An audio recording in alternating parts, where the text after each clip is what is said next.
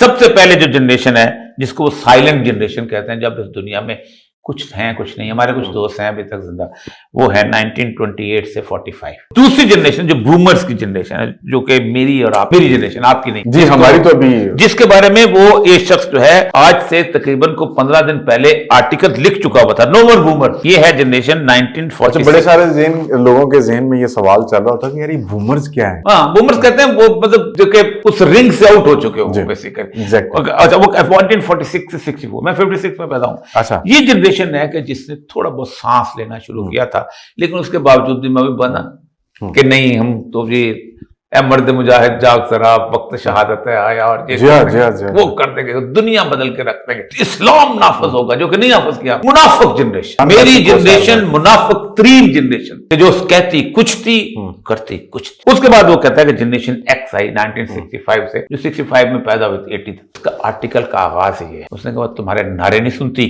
मुल्क छोड़ के चली जाएगी, और उस मुल्क को छोड़ कर चली जाएगी तो उसके पास लैंड ऑफ अपॉर्चुनिटीज पड़ी हुई है। गुज़श्ता 3 साल से 8 लाख लोग रोजाना इस मुल्क से निकल रहे हैं, और वो नहीं है कि जो मीरपुर वाले हैं, वो नहीं है जो फैसलाबाद के हैं, जो गुजरात के खारियां के हैं, जो अपने वो छोड़ के जा रहे हैं और वहां जाकर उन्होंने कुत्ते न लाने।